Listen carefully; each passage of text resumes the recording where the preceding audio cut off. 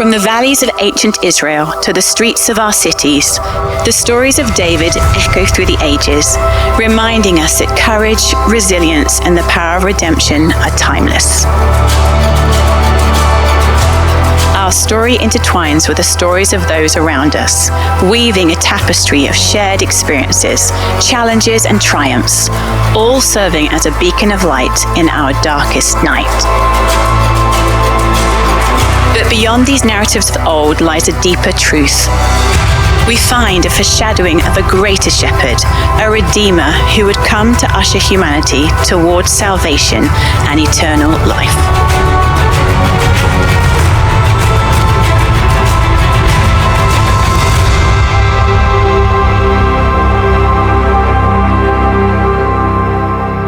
Well, good morning, Rolling Hills. It is so good to be with you all this morning. I'm so thankful to be down here at the Franklin campus.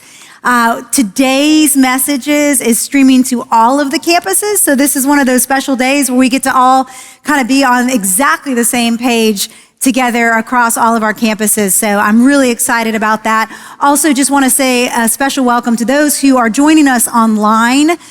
We know how important that is as well. And so we want you to feel welcomed this morning. Also, just want to remind you, we have these Masterclass binders on this series on the life of David. And there's some really cool things. There are some timelines and family tree and legacy and just a lot of extra things. And then you can put your notes each week into the binder. So if you haven't picked up one of those, make sure that you get the chance to do that today.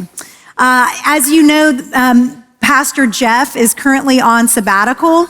And so he's in Moldova today, and he called me a few weeks ago because he knew he had given me the passage of David and Mephibosheth, the story of David and Mephibosheth. And so he called and he said, hey, I just want to make sure that you're ready for the week. Do you need anything? And I said, no, I am great. David and Melchizedek, I am fine. And he said, David and Mephibosheth. And I said, yes, that's right. It's Mephibosheth, not Melchizedek. I said, I just momentarily got my difficult names in the Old Testament that are 4 syllables that also begin with M, slightly confused. And so anyway, I'm just glad that Pastor Jeff is in Moldova right now because there is no way he is feeling good about this message this morning. But I did get it together. It is Mephibosheth. It is David and Mephibosheth. And so I'm going to have you turn in your Bibles to 2 Samuel chapter 4, verse 4. Mephibosheth will show up 4 times in 2 Samuel. 4 times in 2 Samuel. And it's a little spotty and takes a little work to kind of piece his story together. But the very first time that we hear about him is in 2 Samuel 4:4, and it's just one single verse that tells a lot about his story. And before we read about it, I just want to let you know that it's a tragic verse. Mephibosheth, at the age of 5, we will see, loses a lot, and it's a really difficult verse to digest. And maybe today you have come in this morning, or you're watching this morning, and you have had a tragedy in your life, or you've had a loss, or you've had something in your life or in your past that has defined you. And you've only been able to look at it in light of the physical reality of that situation that you can see. But what we're going to see today is that as hard and painful and tragic of a day that Mephibosheth will have, there's actually a story that precedes him. There's something that comes before him that not just precedes him, but supersedes this moment of tragedy. And it's a covenant. And so before we even really jump in, I want you and I to be thinking about the ways that we've defined our lives. I want us to be thinking about those losses, those pains, those hardships. And maybe that is all we can see in our life. And I want to have you look today and be reminded that there was a covenant that came before whatever that was. And that instead of defining and interpreting our life by just the experience that we had, to interpret it through this covenant. And this is Mephibosheth's story in 2 Samuel chapter 4, verse 4. It says, Saul's son, Jonathan, had a son whose feet were crippled. He was 5 years old when the report about Saul and Jonathan came from Jezreel. His nanny picked him up and fled, but as she was hurrying to flee, he fell and became lame. His name was Mephibosheth. Father, this morning I pray that as we have come in with our own stories and our own trials and our own hardships, I pray that if we have only seen them in light of their physical reality, that today would be a day that we would see the covenant, that we would see the love of Jesus Christ, and that we would look at our past in a new light, and that you would give us great healing, great restoration, great hope today. In Jesus' name we pray, amen. So Mephibosheth is 5 years old, and it says he was 5 when the news about Saul and Jonathan came to him from Jezreel. Well, we have to know, what happened at Jezreel? This was the day that King Saul dies in battle. This is the day that King Saul's son, Jonathan, who is also David's best friend, dies in battle. This was a dark day for Israel. In some senses, there was a little bit of good in the sense that God had taken away the kingdom from Saul and was giving it to David, but this is a sad and tragic day for Israel, and it's a terrible day for Mephibosheth. So what happens is this news comes to his nanny about his grandfather, King Saul, about his father, Jonathan, that both of them have died. And as the Philistines are encroaching, the nanny picks up Mephibosheth, who is 5 years old, and she is trying to flee. She is trying to save their life. They are fleeing from the palace, King Saul's palace, and they are getting out so that she can save his life. And as she is fleeing, she drops Mephibosheth, and he becomes crippled in both of his feet. So in just one verse and in just one day, Mephibosheth loses his grandfather, the king. He loses his father, Jonathan. He loses his home. He loses his royal legacy. And he loses his ability to walk. And it's a tragic story. But as we are reading that, we should remember that there is something that happened in 1 Samuel that will affect Mephibosheth's story greatly. It's something that we already said preceded this awful day, supersedes this awful day, but it's something that Mephibosheth doesn't even know about. He's not even aware of it. But here's the thing, you and I don't have to be aware of things to make them true. And there are realities that are true because of Christ's love for you that you may not even be aware of. But it makes it no less true. And it makes it no less of a promise for you. But Mephibosheth doesn't know about any of this. And so we have to go back to 1 Samuel chapter 20 for us to find out what it is that has preceded this terrible day. And in verses 14 through 16, which I'm about to read, this takes place between Jonathan and David. So we've gone back in time. Jonathan is still living at this time. David is not yet king of Israel. Saul is still king of Israel. But Jonathan, who is David's best friend and Saul's son, can see that the kingdom of Saul is swaying away from Saul, and it is swaying toward King David. Jonathan can see this. Jonathan knows about his father, King Saul's sin, and that God had already told him that the kingdom of Israel would be taken from him. And so Jonathan can see what is happening here. He is committed to David. He is a godly man. David is a God-fearing man, and the two of them are best friends. And Jonathan says to David in verse 14, he says, "If I continue to live, show me kindness from the Lord. But if I die, don't ever withdraw your kindness from my household. Not even when the Lord cuts off every one of David's enemies from the face of the earth." Then Jonathan made a covenant with the house of David, saying, "May the Lord hold David's enemies accountable."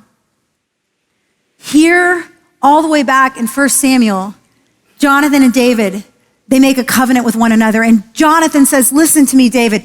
Do not withhold God's kindness for me. And if I die, do not withhold God's kindness from my descendants. And this is really significant because we have to remember that even though Jonathan and David are best friends, Jonathan's father, Saul, is David's chief enemy.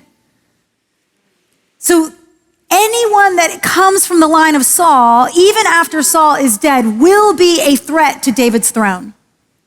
So this is a big ask of Jonathan because we don't know Jonathan doesn't know who his kids are going to be and what they're going to be like and if they're going to be going for the throne. And yet David and Jonathan are committed to one another. And so they make this covenant. And later on in that particular chapter, it says that they made a covenant and they invoked the Lord as their witness. And they said, may the Lord witness between you and me, between Jonathan and David, and between both of our descendants. And so the Lord was witness to this covenant. And this kindness, this word kindness, some of you will know if you've studied the Old Testament much, you will know that the word for kindness is the word hesed. And it is not Southern hospitality kindness. I love being in the South. I love the kindness here. But that's not what this word means. It means covenant loyalty. It is a fierce word. It is a word that perseveres. It is a word that presses forth. It is a word of steadfastness and love, even when it's not deserved. It's a covenant love. And it is mostly attributed to God and his relationship with Israel. And so when Jonathan says, show me kindness and show my household kindness, he's not just saying like, hey, can you be nice? Hey, on Thanksgiving, can you invite them over? Forget the fact that they weren't celebrating Thanksgiving then, but that's not what he's talking about. He's saying, will you be loyal to them like God has been loyal to you? It's an amazing covenant that is made here. Now, when Mephibosheth loses at 5 years old his grandfather, his father, his homeland, his royal legacy, and his mobility, it appears that life is over. It appears that he has lost everything, but actually on that day, when Jonathan dies, the covenant kicks in. And everything that he lost, he gains with King David.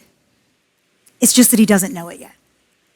He doesn't know it. And maybe today you are only looking at your struggles and your circumstances in light of what you can see, and you have not yet thought about the fact that before any of that ever happened to you, before you were even born, there was a covenant of love for you, towards you, that God made, mediated, expressed through Jesus Christ.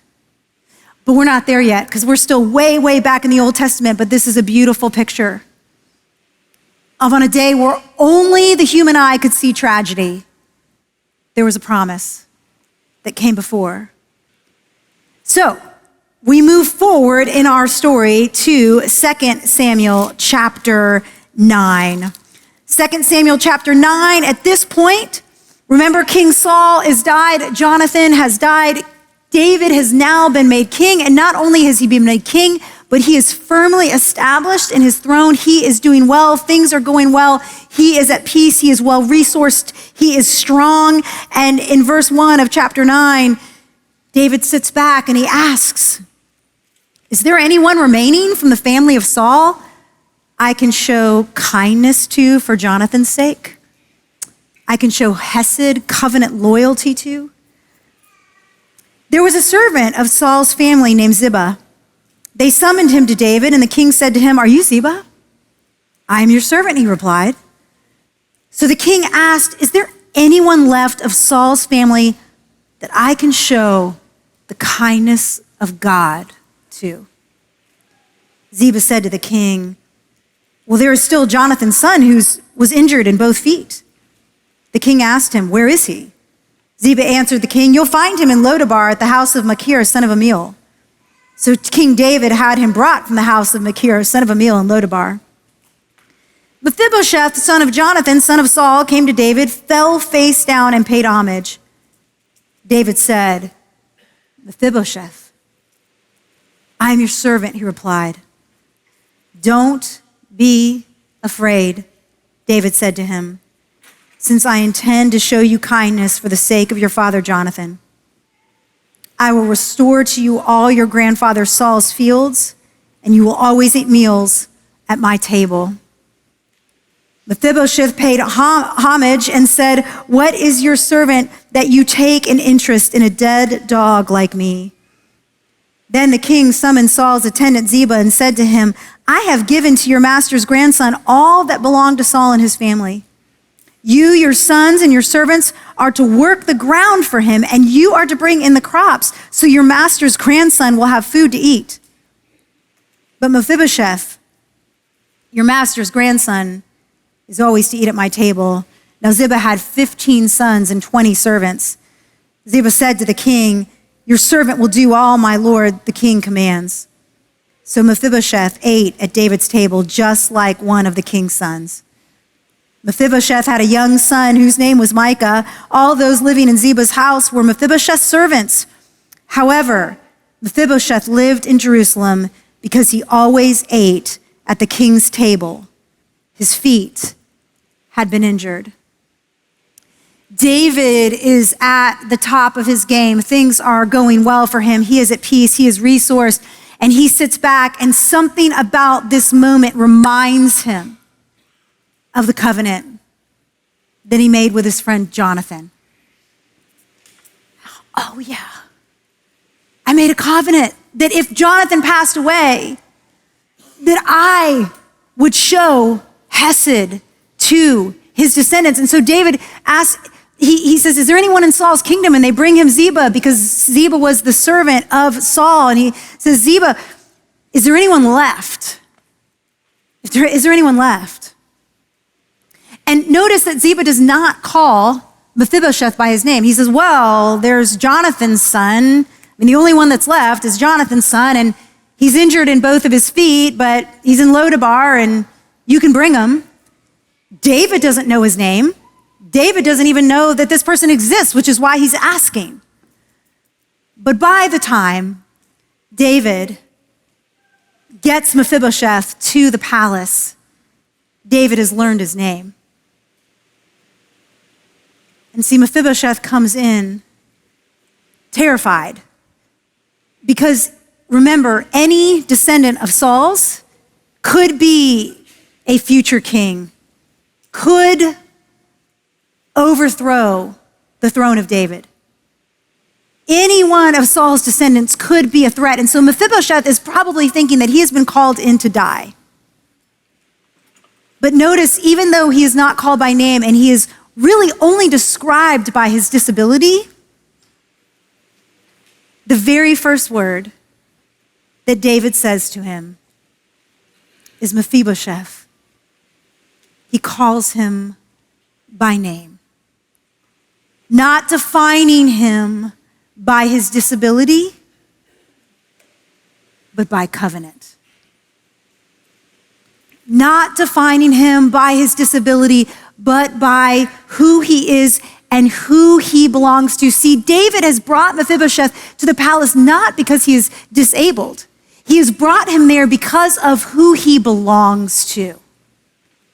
He belongs to Jonathan. David didn't know what condition Jonathan's kids were in. He didn't know if they were enemies or if they were allies. He didn't know if they were disabled or if they were not. He didn't know anything about it. All he knew was that he was going to show covenant love to whoever came to his doorstep because of who he belonged to.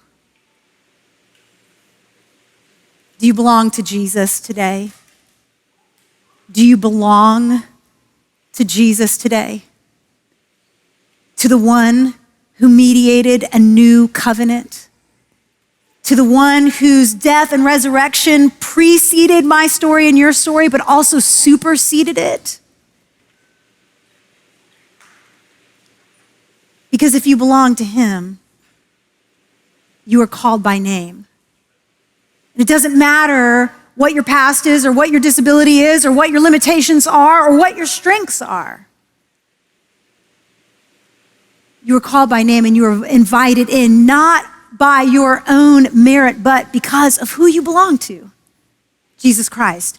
And so Mephibosheth comes and he says, Mephibosheth, and then he says, I am your servant. And then David says those beautiful, beautiful words. He says, do not be afraid. 4 beautiful words that maybe you came in here and you just needed to hear those words. That because of Jesus Christ, you do not need to be afraid of your past, of your history, of what you're afraid to bring in. Do not be afraid.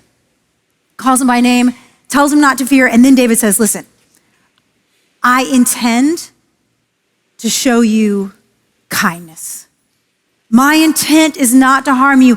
I know that's what you think. My intent is to show you covenant loyalty. It is to show you kindness, and not just any kindness, but as he said earlier, he said, I want to show someone in the house of Jonathan the kindness of God himself. Isn't that amazing?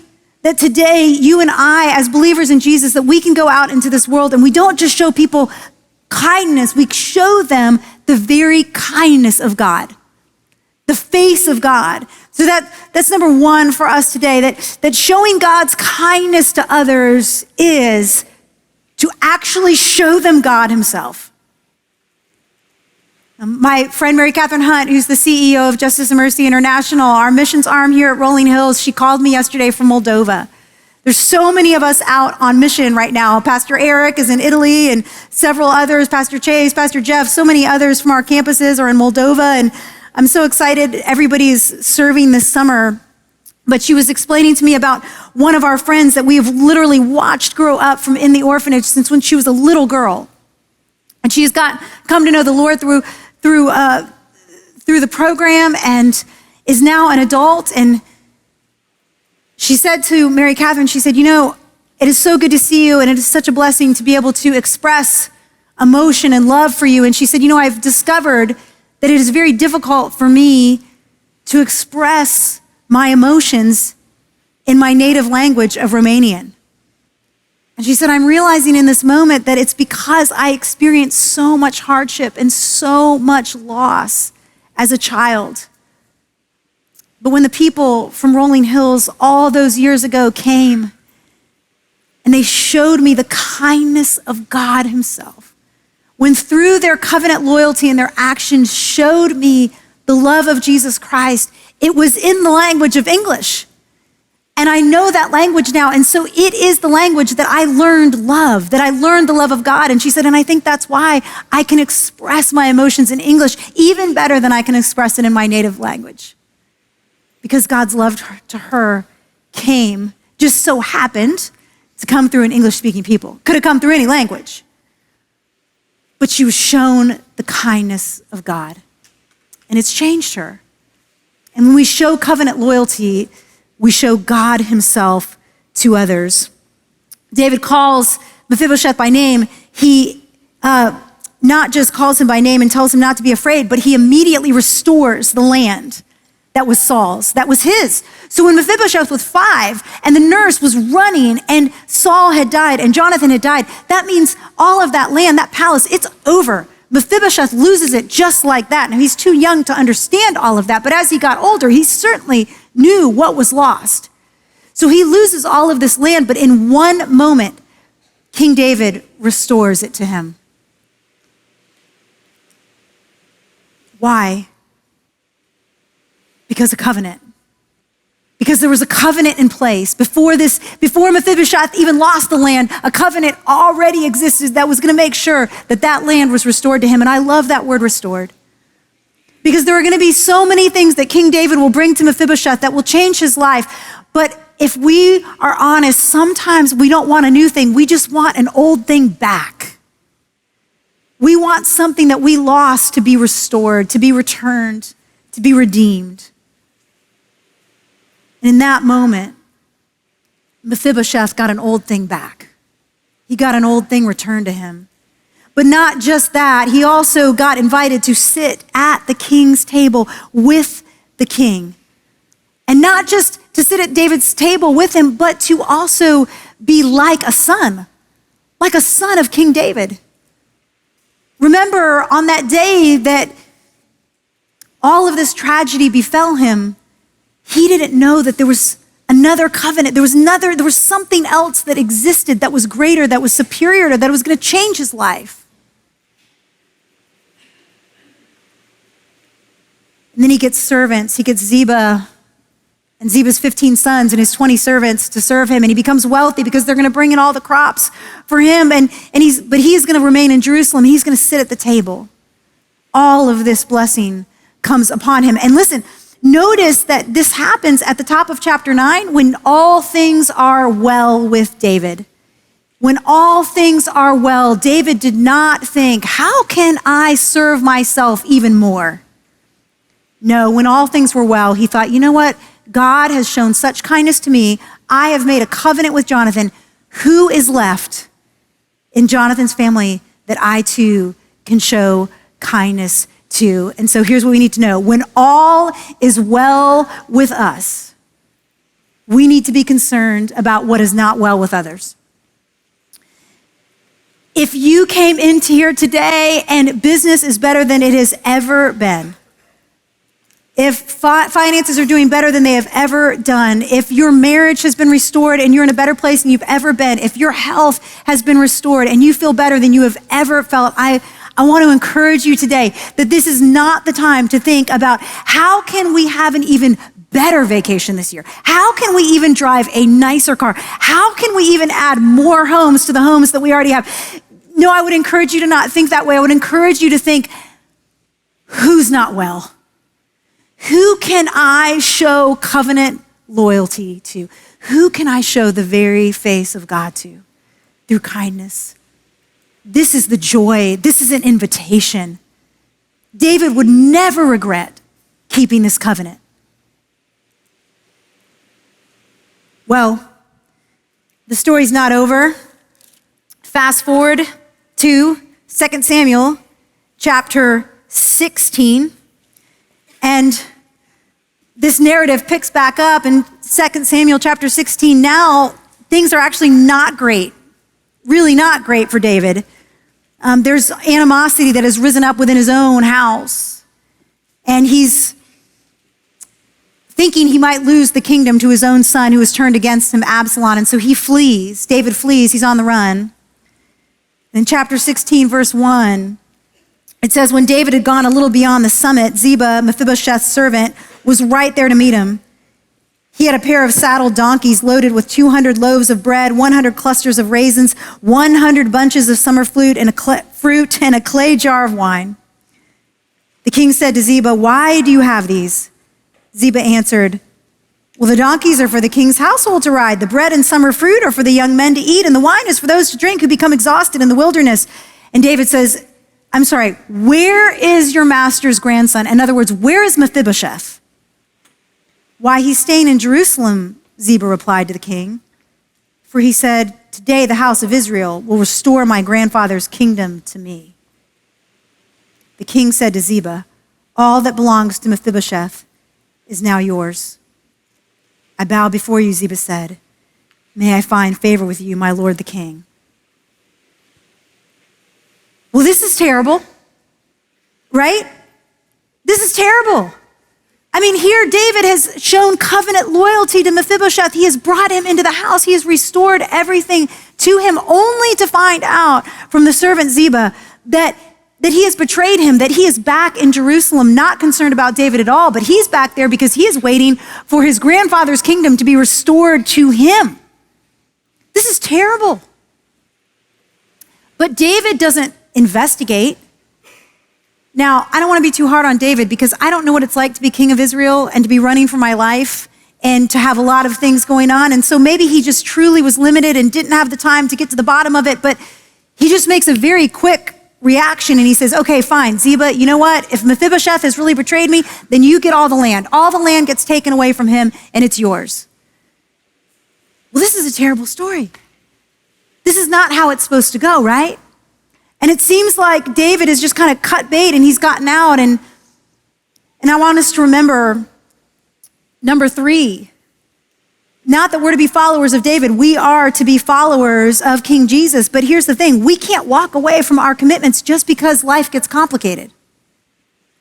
And this is a complicated situation because if Ziba is telling the truth, then Jonathan's son has betrayed David, that David went out on a limb and now he's betrayed him and is vying for the kingdom.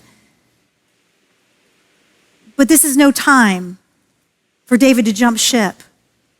Here's the thing, anytime we show covenant loyalty to those who are hurting, and let's be honest, anytime we show covenant loyalty to another person, it's going to be complicated.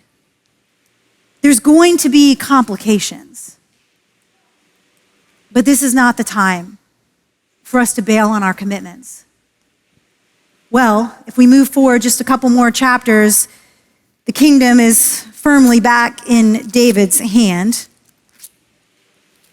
And we look at chapter 19 of 2 Samuel. David returns back to the kingdom. And here's what happens in verse 24. Mephibosheth, Saul's grandson, also went down to meet the king. He had not taken care of his feet, trimmed his mustache, or washed his clothes from the day King David left until the day he returned safely. When he came from Jerusalem to meet the king asked him, Mephibosheth, why didn't you come with me? My lord the king, he replied, my servant Ziba betrayed me.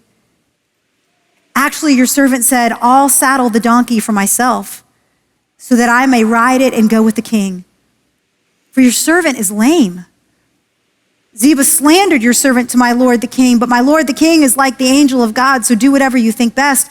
For my grandfather's entire family deserves death from my lord the king, but you set your servant among those who eat at your table. So what further right do I have to keep on making appeals to the king? The king said to him, why keep on speaking about these matters of yours? I hereby declare you and Ziba are to divide the land. Mephibosheth said to the king, instead, since my lord the king has come to his palace safely, let Ziba take it all. Well, now this is a terrible story. Now it looks like Mephibosheth has actually been betrayed. And if Mephibosheth is not telling the truth, well, then we're back to the original bad story in chapter 16 where it looks like he's a traitor. But if he is telling the truth, well, it's still a dissatisfying story because now David is frustrated with it. He just kind of wants out of it. He doesn't want to take the time to get to the bottom of it. And he says, you know what, you guys are just going to have to split the land. And so now Mephibosheth has been betrayed and he's lost half the land, if indeed he is innocent. And the story ends. And when I was preparing, I thought, well, now what am I going to do with this story? Because chapter 9 is really, really great, but it gets here and, well, first of all, again, as followers of Jesus, our standard is not David, our standard is Christ. And last point for us today is that when the joy of helping others wears off, Christ's love compels us to keep going. See, when everything was good for David, there was a joy that he had to help Mephibosheth. But when that joy wore off and life got complicated, he kind of wanted out. But as Christ followers, his love compels us to continue. The long obedience in the same direction, to continue to be patient, to continue to give ourselves. But what do we do with this covenant that is amazing in some ways and changed Mephibosheth's life, but is also a little faulty? Well, the thing about this covenant is that it was made between David and Jonathan, two humans. And as great as King David was, he was still just a man. But the covenant that God made with us through Jesus Christ, the one that went before your life and my life, before our days of hardship, our days of trial, that rests not on a human, but on Jesus Christ, God made man. And there is no possibility of Jesus jumping ship. There's no possibility of him getting it wrong. It's done. God has carried the covenant unilaterally with himself. And we get to the New Testament and we see that when Jesus talks about his body that will be broken on the cross and his blood that will be shed, he says, this is the blood of a new covenant. Do you know about this covenant? Have you only been looking at life in light of your limitations, in light of your struggles, in light of the betrayals, in light of what happened to you? Or are you able to lift your head this morning and look at the bigger story? The fact that you were born as a child of God into covenant. I was in the Amazon last week, and I went into a village, Cherokee. I've been going to this village for 15 years. And I want you to see my friend Halio. Halio, when he was about 13 years old, he lost his eyesight. He had an issue with his eyes that could have been resolved, except for that they did not have the means to get to a doctor, something that you and I take for granted every day here. And so Halio went blind. But Halio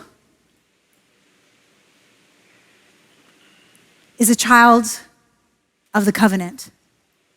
Halio knows Jesus Christ. And you can see in his countenance.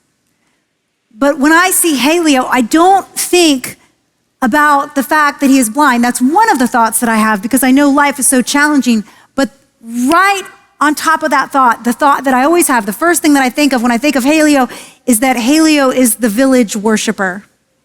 Halio loves music, and he loves worship music, and he is the village percussionist. And he practices, and he can do percussion with his hands, and he's got a little drum that he also beats. And he was telling me on this last trip that every night at 6 o'clock, he goes down to the little hut where they meet for church in Jarkizium, and he worships. And right after this picture was taken, he and I, we sang, "Here I Am to Worship." We sang it in Portuguese, and he sang, and he kept time. Because Halio is not defined by his circumstances or by his disabilities. It doesn't mean that his life is easy. It is not. But Halio knows about a covenant. He knows about a covenant. He knows that God loves him and that God sent his very son for him, and that there is a day that already is happening, but that will come in full where all things will be restored. His eyesight will be restored. His body will be restored. Everything that he lost in this life will be restored. And even right now, the riches of the kingdom are his. In Luke's gospel, Jesus says to his disciples, and I read this just in my own time with the Lord yesterday, and I thought, oh, this is the verse to end on. Luke chapter 12, verse 32, the words sound so similar to what David said to Mephibosheth. But Jesus says, "Don't be afraid, little flock, because your Father delights to give you the kingdom." Don't be defined by your circumstances. Don't be afraid of what was in your past. Your Father in heaven he's kept a covenant. And he sent his son Jesus. And because you belong to Jesus, your Father delights to give you the kingdom. Our church does such a wonderful job of living and encouraging us to live as people of the kingdom. And when you are a person of the kingdom, you go and you invite more people into the kingdom, and you show more and more people the very covenant love of God. And we have a modern day beautiful story right within this body of believers that tell that story so well.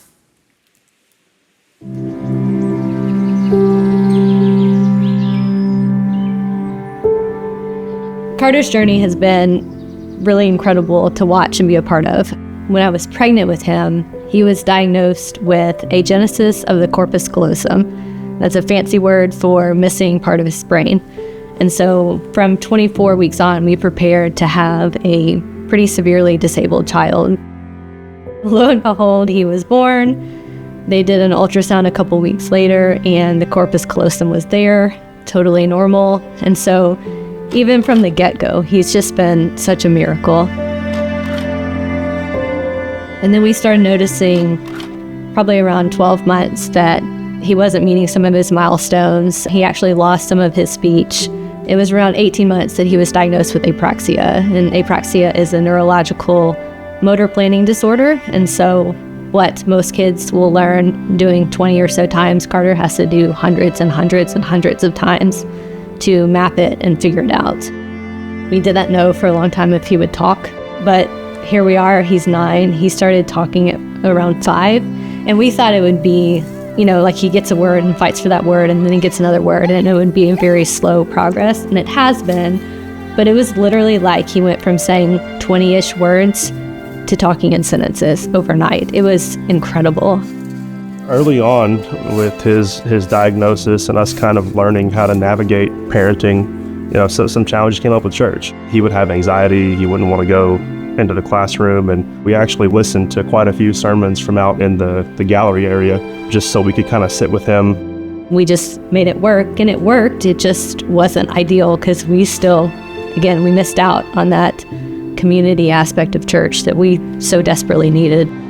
As soon as Kenley mentioned, we have this buddy program that pairs him with an adult or high schooler during services, I was like, oh, this is amazing. It's an answered prayer I wasn't even praying for.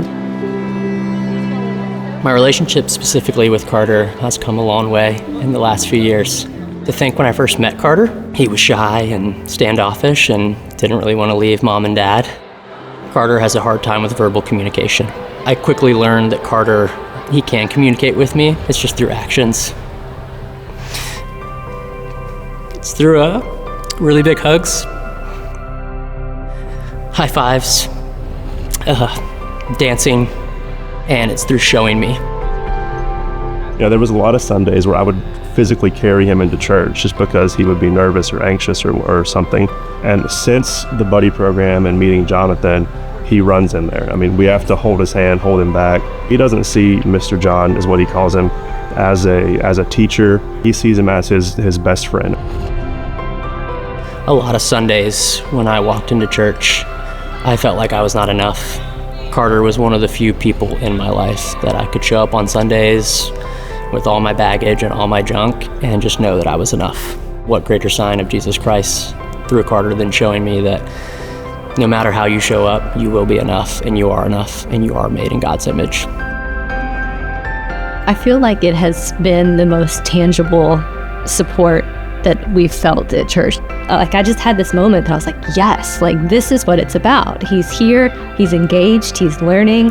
To see him actually coming out of service and being excited to tell us about it and show us, it's been life-changing.